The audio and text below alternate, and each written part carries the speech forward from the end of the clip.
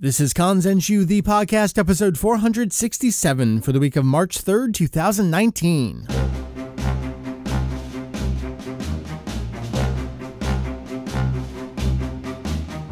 Well, hello. Welcome back to Kanzenshuu, the podcast, an extension of the all-encompassing Dragon Ball fan site, Kanzenshuu. We cover anything and everything Dragon Ball in hopes of enlightening and a little bit of entertaining. I shall be your host for this episode, and basically every episode. My name is Mike. You may see me around as Vegito EX. This is one of those episodes that, so in the interest of transparency, I'm recording the surrounding context for this episode the evening of February 28th. The topic has already been recorded and edited for a couple days. Obviously, missed a week or two or whatever since the last episode. I'm like, all right, cool. I'm just going to put this out as whatever, for late February 2019.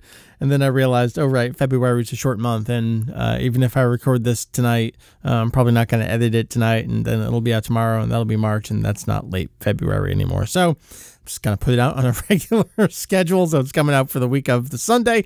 What do we have on tap for you this episode? It's a great episode. We are looking at Jump Force. 50th anniversary celebratory video game for Jump. And wow, you probably already know what to expect out of this conversation. But joining me will be Kieran talking about Jump Force. We had a great discussion that we initially thought was going to be much shorter than it was. And then by the time we were done, we realized that it was basically an open therapy session, and you get to hear it. So that's coming your way. That's basically what's on tap for you here. I'm going to forego the news and all the regular stuff because the Jump Force discussion is a doozy. So I want to get you right into it. So I'm just going to transition right on into that.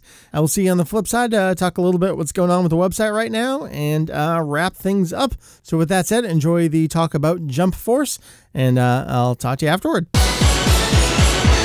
Joining me to talk about Jump Force, someone I'm glad to have back on the show, and isn't afraid to remind me that he's been visiting and listening to me since middle school. Kieran.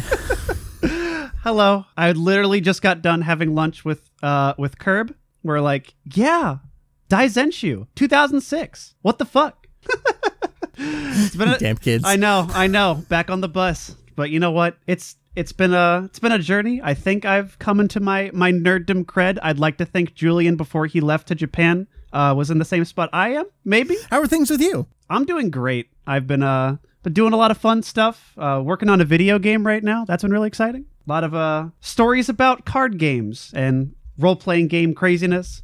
I have been checking in, looking at your tweets on that. It looks like you're discovering new things, and you're like, oh, I'm going to scrap it entirely and do this over here instead. Man, that's the thing about game design, and it's made me really appreciate looking at like a lot of the games and stuff I've been playing. I'm like, I know how they're doing that. Oh, that's easy. I'm an idiot. How did I not notice that? It's been a lot of fun, and I've been really pouring a lot of time into that. But other than that, it's just been streaming, doing a bunch of BS with the Team 4-Star guys, but it's been nice. Well, we're going to talk about a game that has some perhaps questionable design and gameplay decisions. What? No. What do you mean, what? I'm here to defend Jump Force forever. Surprise. Oh, really? This call is over and we will move on. Jump Force. So it was 5 years ago that we reviewed J-Star's Victory Versus. Oh, no, don't say it like that. Oh, my God. On the PS3, Vita, and then later PS4. That was for the 45th anniversary of Jump. We are here squarely in the 50th anniversary of Jump. And this is their celebration for the 50th anniversary. A new crossover fighting game released on the modern consoles and also PC. Bandai Namco absolutely supporting the PC lately since like Xenoverse 1, and then they were porting over the Naruto games as well. They're really going whole hog on the PC support for anime games. Pretty exciting because the Jump Force Steam version has the Unreal 4 project embedded in it. So there were day one mods, and everybody, it's like, here's your open source game. Yeah. That sets the stage for Jump Force right yes, there. I think it's the game being shipped, whoops, with its own project file. Yeah. All right. So what is Jump Force? Well, Jump Force is, as noted, a celebratory game for the 50th anniversary of Jump. Not quite dipping back that far, but we dip back to basically the 80s. We get City Hunter, Fist of the North Star, Saint Seiya, into obviously Dragon Ball. We've got Kenshin, Yu-Gi-Oh, One Piece, which we were just watching something else about. I won't name what channel it is. People probably have seen it. It's a big name thing looking at the tech behind Digital Foundry. One Piece is not a new series. One Piece is 20 years old. Sometimes it horrifies me that One Piece is 20 years old now. One Piece is not the new hotness. New hotness things included things like Black Clover and My Hero Academia. So it's not the true 50-year celebration. It's more like the expected 80s and onward. Some surprise inclusions. I think Dai from the Dragon Quest manga series being included there is, wow, all right. Yeah, sure. You basically made the game for the Western audience, and we never got that, but okay, sure, cool. Throw that in there for some Dragon Quest representation. Yeah, it's all the expected series. It's a fighting game in the vein of basically everything Spike Chunsoft has made over the years. Everything from the Sparking series, Budokai Tenkaichi series, into Raging Blast, into basically J-Stars as well. I guess the best description of this game is like Spike made a Xenoverse game with all of Jump. Yeah, they tried. They sure did. Yeah, I think Xenoverse is the most analogous thing I can think of, because it's all there. Like, you have your online hub world, you got your own anime character you make, you're involved in the story, you're the savior of the J world, and they have all these fun character customization features with everybody. I'd love to just touch on the OC creator when we get there, but it's okay. You know, it's got a lot of fun ideas, because I think Xenoverse does have a lot of cool things with it, but pause, sigh. Yes, as you mentioned, you are the Mary Sue, Gary Stu. The Jump worlds are merging into the real world. The Venoms are attacking. There are some bad guys with some evil plans, and you're the super amazing person that was able to be quasi-resurrected with a cosmic / Umbrus cube. They're clearly saying Cosmic Cube, yes. Even though they say Umbrus Base and they say Umbrus Cube instead of Cosmic Cube. Anyway, go out there and fight alongside the Jump heroes. And yeah, like we said, it's basically Xenoverse. You get into your hub town, home base. There's a mission counter. There's an online, offline battle stand. You have your alpha, beta, and gamma teams that you can go run down into and see who's hanging out and talk to random offline, developer characters that are just wandering around the hub. All the other OC characters are wandering around doing fusion poses, just as it were in Xenoverse as well. And, you take missions, you go out and you fight alongside the real Jump characters, and you go through the story mode and you fight people. Let's talk about what there is to do real quick in this game. As I just mentioned, you can take missions. There's story-focused missions, there's training missions, and then there's the unlockable / experience kind of focused missions. You have a couple different kinds of like the main story missions. Those training ones just are what they are. They teach you about the game. You take different difficulty ones. Then the unlockable ones, it's like, here, do this one to get some headgear and body gear. And if you S rank it, you have a chance to, just like Xenoverse, you have your chance to get extra stuff and replay it again to get different kinds of items from the allotment that it may give you. It's difficult to not compare it to Xenoverse because it really just feels like Spike made their Jump Xenoverse, because everything is here. And you have your OC can learn all the different custom moves. You don't have like the mentor system from Xenoverse, which is a little disappointing. I would love Yugi to talk down to me. Yeah, like the basic equivalent of that is choose your team and you'll get their kind of like signature attack. So I chose the Alpha team with Goku, and I got like Kamehameha, I got one of Zoro's attacks, and I think I got one of Gaara's attacks. So you get those immediately, but then you just go buy whatever you want. Or they're so cheap too, so you can kind of, and I think everything's available right away, so you can just go like, I want that one, okay. Yeah. You just go up. It's like 3,000 or 7,000 for the hey, super moves. Already puts it way above Xenoverse for me. I hated having to spend 30, 40 minutes to get Super Vegeta 2. Especially if you're a Xenoverse fan, that sounds fine. Like everything there, it's a basic setup. It's a proven formula of multi-million copy selling games. So what's the problem? And I would say the problem is basically everything about this game. Oh man. So we're going to get to gameplay, but I mean, the visuals are the most striking thing about this game. That's like you open it up and like before you even touch the button, it's just like, what is happening? You've seen so many of these. People love to do with Mario and Zelda. Like, what if Ocarina of Time was rendered in the Unreal Engine? And this is lols. What if Jump but Unreal Engine? Like, it totally is. It's someone made the default Unreal Engine and imported their, PS3 era jump models, and here we are. But are we not going to talk about how glistening and moist Toguro is? And we're on the fourth coat of wax, I think, on just about everyone. Like, it's blinding. Yeah.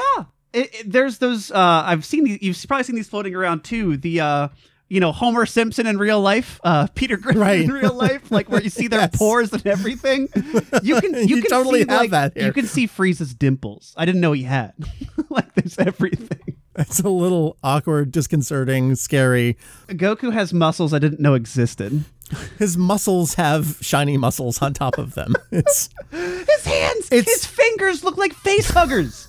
Just put them together. So I don't know if you saw this, but a couple months ago, Toyotaro, so every month he does this column on the official website where he draws a character.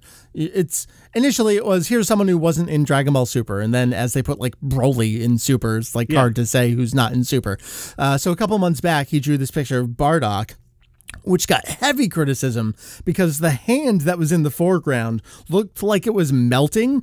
And so the hand was just drooping over itself, and the fingers were about 3 times as long as they needed to be. And I feel that's how some of the body parts are in this game. Like they're Vegeta. I could look at every character and just go, what happened? What happened there? What happened there? And it's not just that. It's did you play Final Fantasy 15? Only the tiniest bit. Okay. Well, the thing that struck me about that game was how everyone was always just kind of moving, just kind of shifting side to side and moving their heads in directions. It's I know you're going for when a human stands still, they don't actually stand still. They're roll their shoulder a little bit or kind of crack their neck as they're talking and blink a couple times. And I just felt like in FF15, everyone's just they're over here and then they're talking, and then they come back over here and then they're then they're looking off into the distance. What is going on? Are you okay? And I feel like everyone in Jump Force is doing that exact same thing where there's this undulation into every character. Yes. They're always moving and shifting. There's a wave going on inside them. There's the same animation. I'm almost positive it's the same animation for everybody. And they're just moving up and down. And they don't, maybe they blink sometimes. I don't know.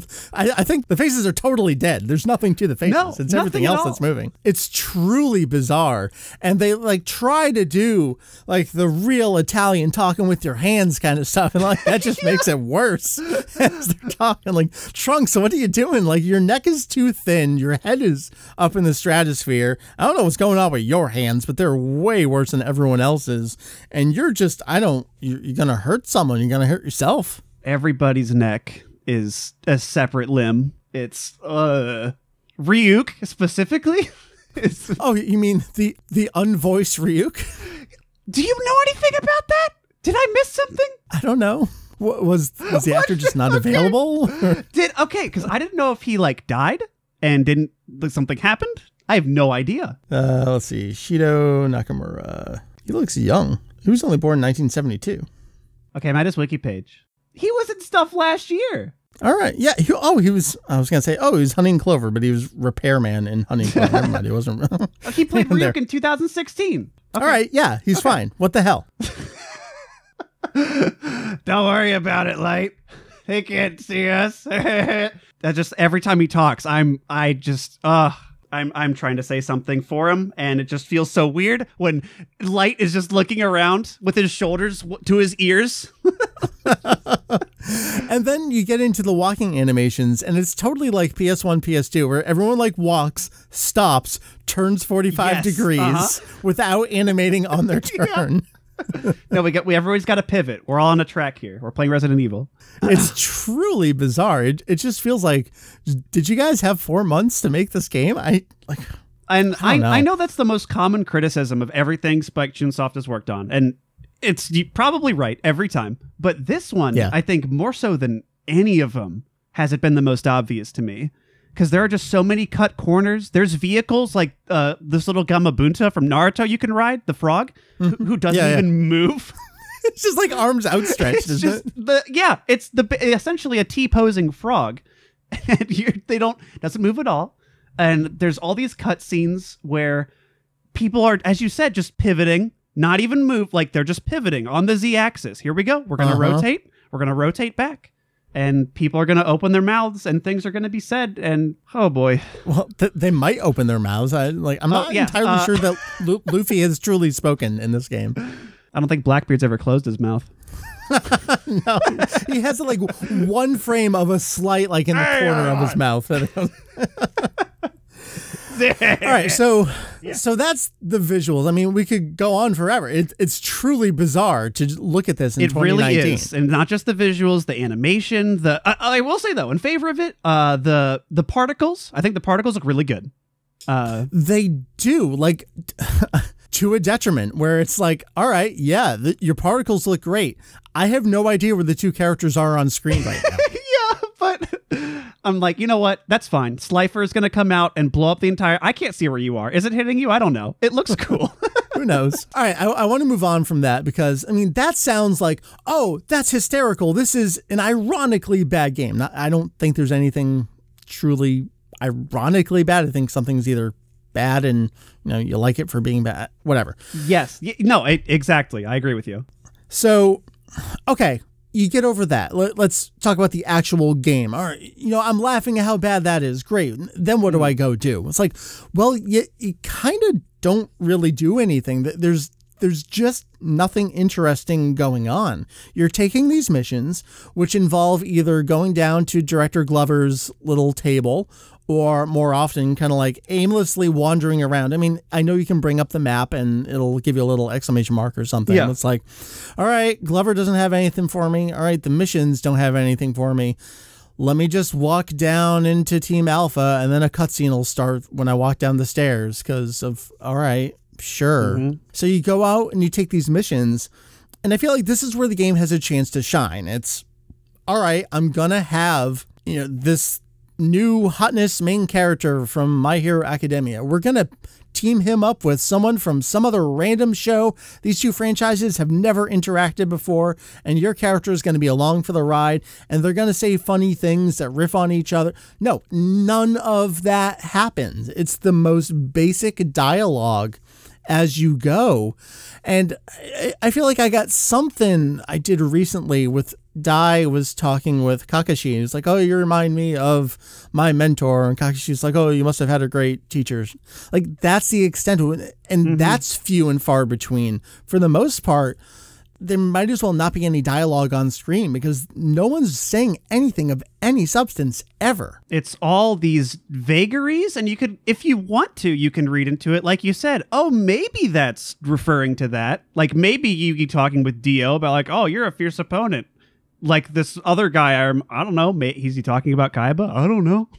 It's just like, and there's all these cutscenes that amount to nothing. And it's always the same thing. You start with like 10 people and then you go out and unlock everybody. So for the first 2 hours of the game, it's the same thing. Oh, Kilo has got a cube up his butt. You got to go get it. Right. Jotaro's got a cube. You got to go get it. Okay, now we'll do all the other guys. Right. And there's Toa and Mira there sometimes. Then you bring him back and they're like, great, thanks for bringing me back. And I feel like, oh God, I was so angry at it. It was whoever I brought back. I think Kenshin was just acting so out of character. I'm like, No, Kenshin would never say that. Like the end result is something that Kenshin would do, but all the dialogue along the way is nothing that Kenshin would actually say. And I feel like one of the worst missions for me was you went out with Ryo from City Hunter and Kenshiro, and all Ryo's like is like, oh, I brought Kenshiro because I knew he could handle it. Like, yeah, because he's Kenshiro. Anything else? Does anyone have anything else to say here? No. That's what I'm talking about, where it's you have all of these opportunities and like none are being taken in any way, shape, or form. I'm a ways into chapter 6 at this point. I believe there are 9 chapters in the story mode, and that's what I've taken away from this is they're just not bothering to do anything with any of these character interactions. It feels like they were just, here's all these action figures, just you know, there you go. They're just bashing them together. Well, half the time they forget to bash them together. They just like throw them on the floor, and it's like, yeah, that was good enough. Whatever. You're a dumb little kid. You like Shonen Jump. You'll have fun. You'll make your own story. Then you know what? Sometimes you're right. Sometimes I'm okay with that. You mentioned Toa and Mira. I mean, Galena and Kane. Look, I'm a Toriyama fan. I enjoy Dragon Quest greatly.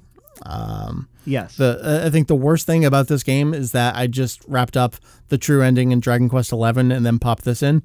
That was a thing. I'm not a Toriyama apologist by any stretch of the imagination, and let these characters be an example of that. These are the least inspired Toriyama designs that I have seen in quite some time.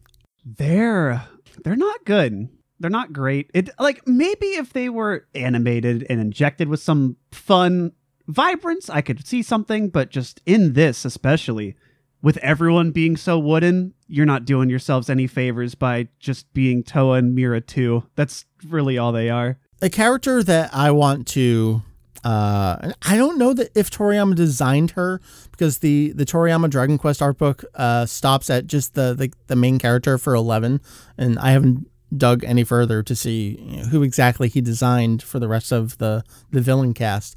But Crystal Linda from you meet her in Sniffelheim in Dragon Quest XI. Look up her design. Crystal. She feels to me like a finished version of what Galena was maybe going for. Like there's more flourish.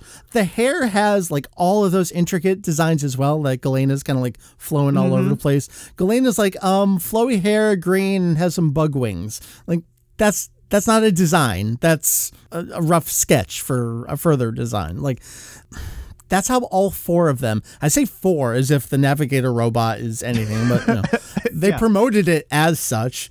Like, and Glover's just a dude so far. Although I have my theories. I'm only into chapter 6 so far. We will see where things go.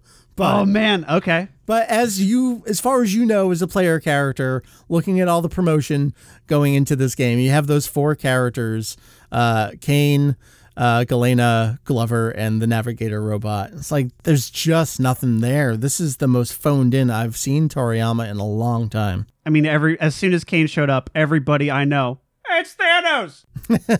Yeah, basically. I don't know. They're there. I don't know what else you can really say about it. And it's unfortunate their first appearance is in this engine. I wonder if they were in like a one-off or something. Maybe you could have had some more character. I don't know. So again, I'm only in chapter 6. Who knows where things could go from here? I don't think it's enough to save the time that I've spent with it so far. All right, let's get into the fighting, because all right, it's a fighting game. You spent all this time talking about the story thing, but like Xenoverse, they really talk about the story and the character interactions and all that. But underneath, it is a fighting game, and I guess this is where it shines as much as it can. For all the performance problems that it has in the hub, for the most part, when you get fighting, things remain as stable as they need to be, except during the super moves, which you can't move during them anyway. So like it doesn't actually affect your gameplay, but it's incredibly clean. It's incredibly crisp. The shininess works for what they're going for, particularly in things like the New York stage where it's just dark. It's a nighttime stage, but I feel like you can still, for the most part, see everything and know where you are. And it's bright and it looks like it should. What's your take on just the the in-game fighting visual kind of spectacle. You mentioned the particles. Yeah, I think the particles are definitely a highlight. The backgrounds I think are really fun because what they do with the stages too is they're all like real life locations that the Jump world has invaded. So we're at like Osaka Castle, but post-apocalyptic Tokyo from Fist of the North Star's in the background. You can see Souther's Pyramid back there. Like that's fun. Like that's cute. I appreciate the Statue of Liberty on Namek. I don't know how, but sure. I was gonna say that's probably the most obvious. It's just the green against the green. Can I say that I just entered Fist of the North Star 2 territory, and Souther stuff that was like the peak. Oh my god, when Rao shows up too, and everyone's just watching, like Jesus. Oh my god, this is the best. This is the absolute best. It's so good. And like there was good stuff after that, but it's that span of episodes. Oh my god, that was so good. Yeah, no, that arc in particular is probably one of my favorites. A lot of fun symbolism with that stuff too. Really cool. All right, so back over to Jump Force. Can we just talk about Fist of the North Star if you haven't, you babies? Although everyone's probably older than me that listens to this. Whatever. So yeah, the stages, they're fine. I felt this way from Sparking onward. The stages are always too small. Somehow I'm always stuck up against the edge. Yeah. I think the only one I noticed that not happening was the city one. I think that has the most space, weirdly enough. Or the Hong Kong one, not okay, yeah, not Times Square. The Hong Kong one I think is actually pretty big, like in a good way.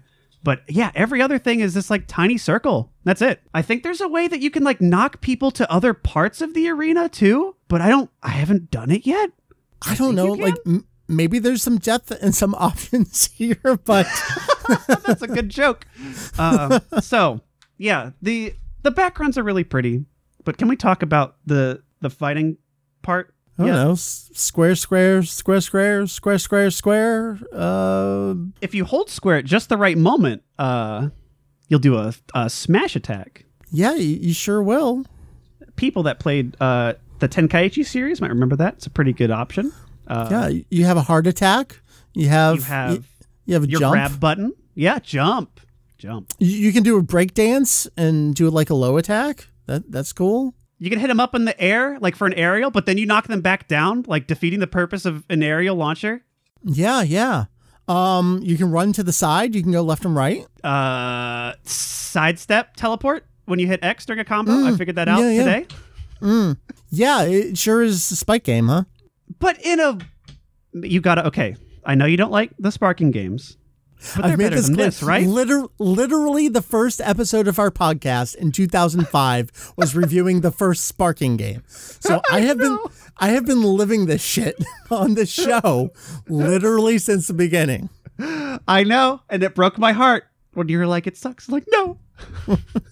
No, Mike, you're wrong. No, Mike, I'm 12 and you're wrong. Okay, so this is probably the worst playing game that they've made, in my opinion. And I'm the person who goes to bat for all of these. I will always go to bat for Tenkaichi 3. I love that fucking game.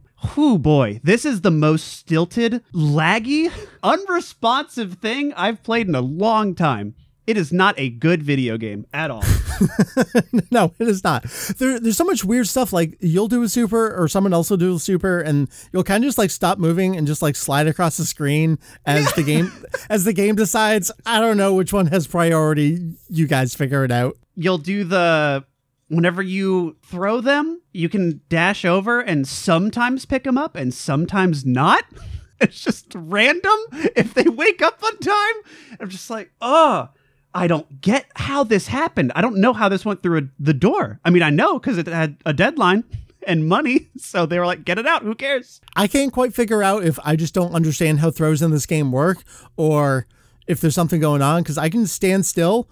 We're both standing still and I press that button and I'm right next to them and it doesn't throw them. Oh, so you haven't discovered the cheese of dash throw? Run up to them, dash, hit the circle button. Hit L1, do the pursuing dash. Yeah. Sidestep, grab. The AI doesn't know how to do. Okay. Keep doing that. Xenoverse, I poo-poo it a lot, okay? Because it has a bunch of really bad design decisions on a macro scale. On a micro and just like basic combat, I think it's fine. I think it's actually a fine game. But this, oh no. there you hit square, and it is a visible moment before anything happens. So like where it's no, you're not playing. I haven't even tried to play online. I can't. I haven't like either. I'll be honest. All I've done so far is just story stuff because I just don't have it in me. Don't want it to hurt you too long. But the thing where I'm torn though is like, okay, Kieran, I know you just said that it sucks and it's the worst. But there are some times when I find myself having fun with it. And those are the moments that surprise me. All right. So are you streaming / playing with friends? Because so far all I have done is play alone. Yes, I've been streaming it sometimes. Okay. I will definitely say that that's enhanced some stuff for it. Like having... I have to imagine because you're putting on a performance too. Yeah. And in the way that... watching a bad movie together is instantly more fun with people. It's that kind of excitement from seeing something bad. Like you were saying about like ironic enjoyment. I don't agree about the ironic part, but we can all have fun about how bad this is. But then there will be times where I get Ryo's missiles, tag into Kenshin, and then land his ultimate in one combo. And I'm like, that felt amazing. And I don't know why it happens sometimes. Right. I don't know that I can replicate that, but sure. But there are some moments too where I find myself pulling off some cool things and feeling like, yeah, I was trying to do that and it happened. It doesn't always happen. I can't tell you why, but I can sometimes with intent pull up some really cool looking stuff, and 12-year-old me is freaking out going, oh my God, that's so cool. I can't believe Kenshin did it and Kenshiro did it. Yeah. That simple fanboy glee of being a child I compared it to action figures earlier. I think that's the most apt thing I can say. Yeah. It's like, this feels like having those action figures, coming up with those stories and tapping into that childlike brain that can imagine the spectacle of, oh, of course, Goku could beat Naruto with a Kamehameha. He's just stronger. Yeah, but Naruto's got the 9 tails now, and it's huge and looks amazing. There's some moments that I can get it. The one other thing in game that we wanted to mention, you hinted at it earlier, is that this is a 3-on-3 game, but it's really not. It's just a 1-on-1 game. You have a single health bar. Your other guys don't get recovery from you tagging someone else in. It's totally all shared. They basically act as striker characters that if you want, they can come in and keep fighting too. Like if you want to switch to Naruto from Goku, you can totally do that. And you can extend a combo by having them come in and then switch over to them. And that looks cool. You know, you have the character that you were just playing still in the foreground while you summon the other one and they come in off screen into the back. And then the camera zooms in to follow in with them as you switch. That's really cool. Other than that, there's no underlying gameplay purpose to it though. I've seen some people playing online, like the more competitive oriented, and they sorry, my eyes just rolled too far back. I gotta. Okay, just fell out of your head. Okay, so I've seen some people though that can pull off some really fun stuff with the assists, because it's a joke of an assist cooldown. It's like 3 seconds. It is. It's so fast. Yeah, you just do one thing, assist. Okay, another thing, assist. And, you get these stupid combos that go for 10 years. And I understand the fanboy glee of, I don't want to besmirch Marvel vs. Capcom 2 or anything good by saying that. But it does somewhat capture that feeling of calling in all the crazy assists. Wow, I can't believe these characters are here on the same screen. I can't believe these guys are here doing their moves together. And your opponent can do it out of block stun. You can do it while you're attacking. So there's moments where you'll have 5, 6 characters on the screen if you do shit right. And it can be pretty nuts. But other than that, it's the same health bar. So mechanically, you just have more attacks. And that's kind of it. It doesn't do anything for me. I don't get it. I don't know if it was clearly a gameplay, design decision. This is what they wanted to go with. Maybe it's just, we want you to play with as many characters as possible, but we don't want to balance it any more than being a one-on-one fighting game. And I use balancing quotes there. Everything about it just feels totally half-baked. From the visuals to the overall design to the story to the underlying fighting engine itself. Of course, in today's video game development environment, as we learn more and more about what people go through to create these games, like, you don't want to just casually toss around, oh, lazy developers, but someone somewhere is accountable for what this game is. I don't know if that's the games director, the games producer, if it's higher up at Bandai Namco, if it's someone at Shueisha. It's like, well, we give you 6 months, do what you can. And maybe that's kind of what this game was.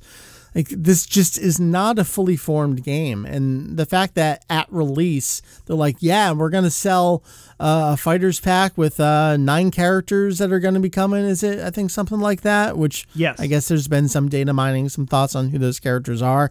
It's like, yeah, guys, more characters isn't what you need right now. So again, we 5 years ago reviewed J-Star's Victory Versus. We've come off of other crossover games in the past. We had Battle Stadium DON on PS2 and GameCube. We had Jump Superstars, Jump Ultimate Stars on Nintendo DS. And yeah, while the DS is not going to be something of a visual showcase like even the contemporary consoles of the day, Ganbarion really threw some love into that.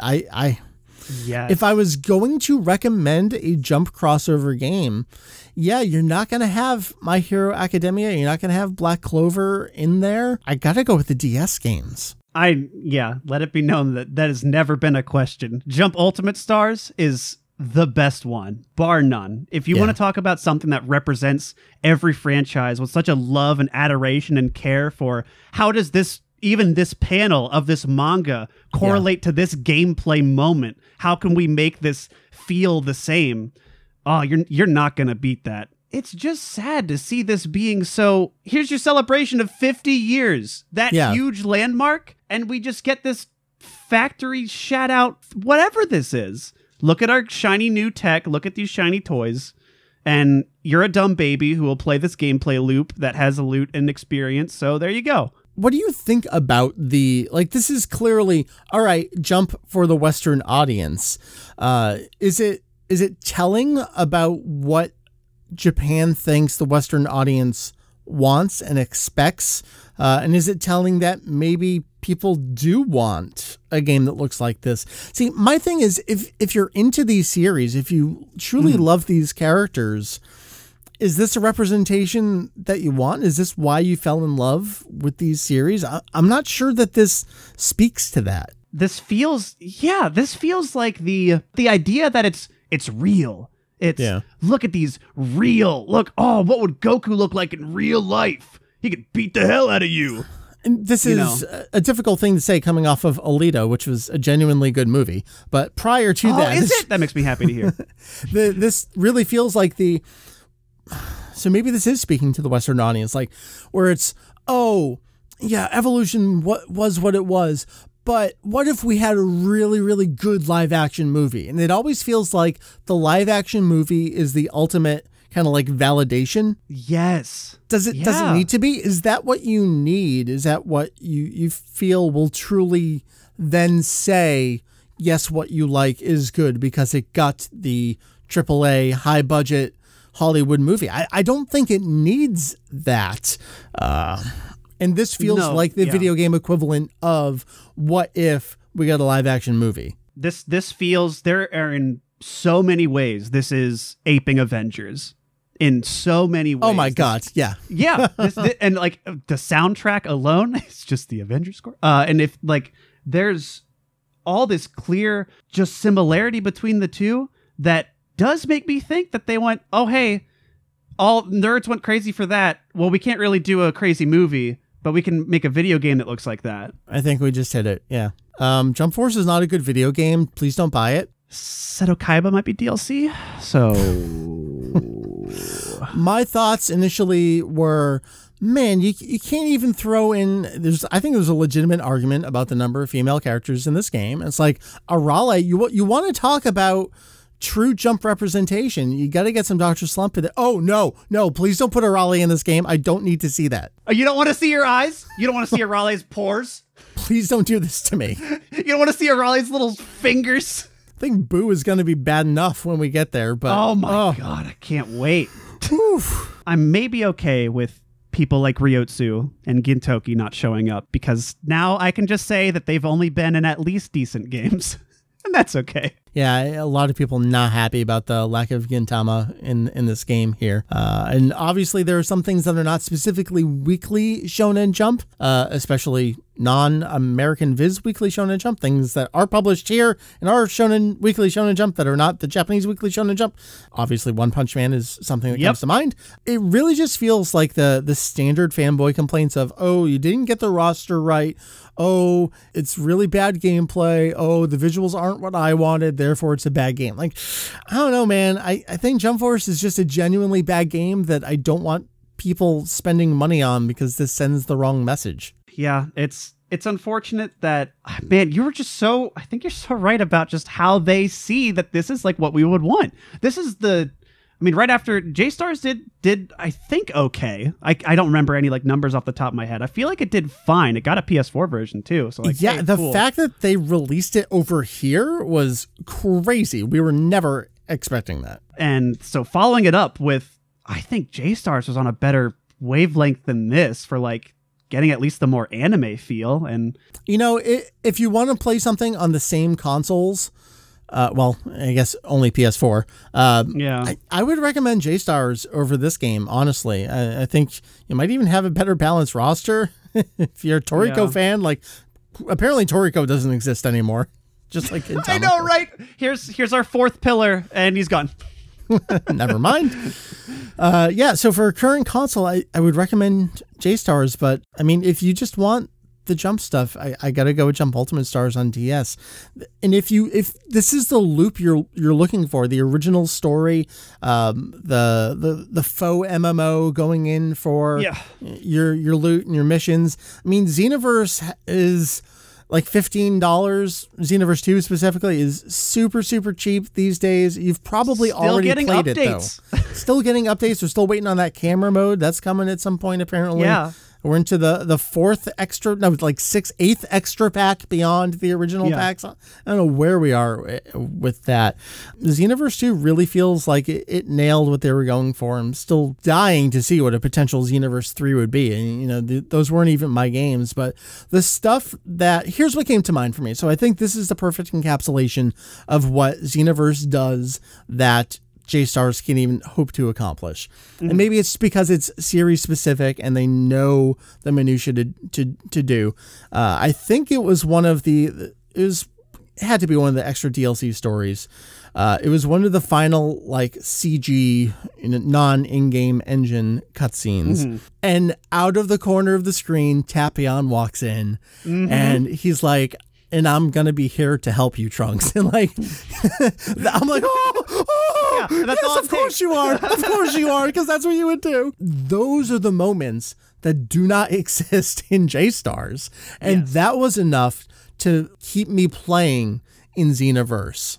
There's nothing here for me. No, there's plastic interactions. It could be literally anybody saying almost any given line in this entire script, and you wouldn't know. Totally. And with that, like, you're marketing this to the fans, so assuming you guys listening are fans of this kind of stuff, and you're looking for like, haha, I wonder what Hisoka says to Deku. Nothing. He says nothing to Deku. And it's just sad that they have all this potential, and that's what disappoints me more than anything, is seeing you have this. I think it's still like, it has the potential to be fun. What system is there is okay. They just need to iron it out for another more months, But it has the capacity to be something, and it just feels like everything got stopped 60% of the way in. They're like, we just got to go. It's almost certainly what happened. I say don't buy it. I'm even at the point where I'm feeling like when this clearly hits the $20 mark. It's probably going to be $40 next week, and it's probably going to be $20 in, like 2 months from now.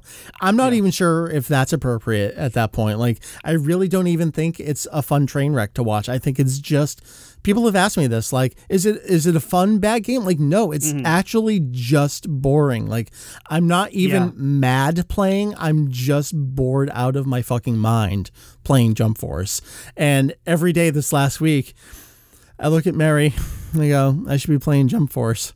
She's like, you should be playing Jump Force. I'm like, I'm not going to play Jump Force. I'm going to play Fusions in Japanese again. Yes, good.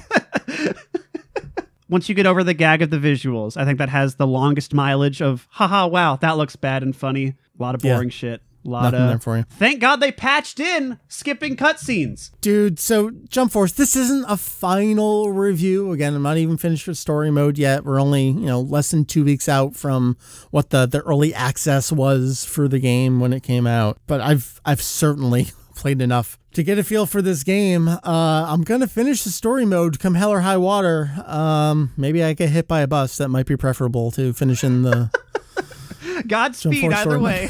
I wish you the best. But so I actually don't know that I'm even going to ask you back to do a final review on this game, because that's the point where I'm at, where the game doesn't even deserve a final review.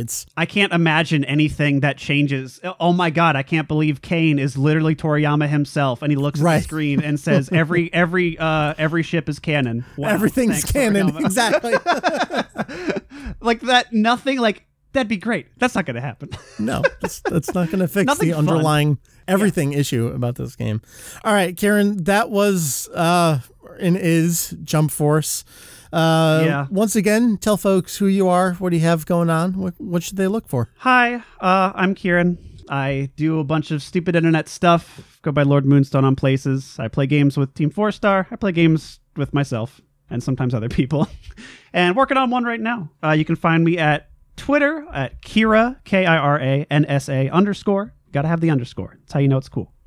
And on Team 4-Star's gaming channel and their regular channel and all that stuff. Thanks for having me, dude. It's been a lot of fun. Absolutely. I know we haven't had you on in a long time, and it's great to have you back talking about. I'm sorry that this is what it came to. No, whenever a new game comes out, just shine the signal. I'll be there. I'll be there to tell you how great it is. For how horrible it is, I have a great time talking about it with you, so maybe that's the solace that I can take in this. I'd say that this hour of talking about it. And when I first messaged you, I'm like, oh, it's just going to be first impressions. We'll be like half an hour. And we're like, you know what? Yeah, that's what I thought too. This is my therapy session and I needed this, so thank you. I'm pretty sure I replied saying, I need to talk about this game.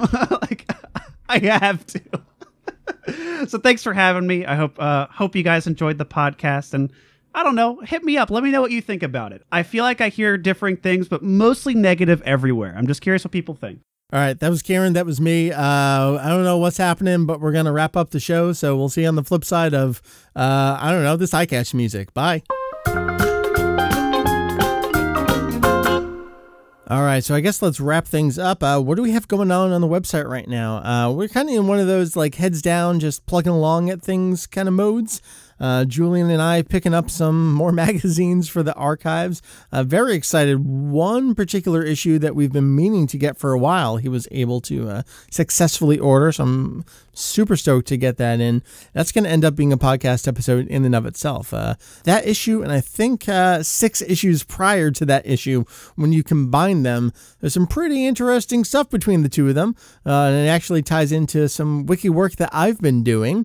It's one of those projects that just leads to more things, where I'm working on an article and all right, we need the primary source to back that up, and all right, we got all the citations done. Well, there's an interesting contextual conversation surrounding that, and we get to share that with people on the podcast, so look forward to that in the near future.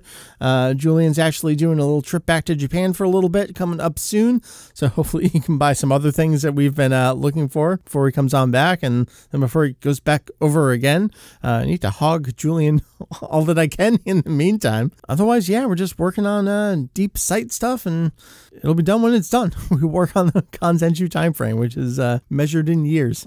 So with that being said, www.kanzenshuu.com. That is kanzenshuu.com. Thank you very much for joining us this episode. Again, I have been Mike. Find me online, VegettoEX. Pretty much everywhere that you see VegettoEX is actually me. On our site, on our forum, on Twitter, all that jazz. Kieran, you just heard from earlier as well, so make sure to follow along with him, see the cool video game stuff he's got going on his own and in conjunction with Team 4-Star. Thank you very much, folks, for joining us this here episode. We will see you next time. Take care. Bye.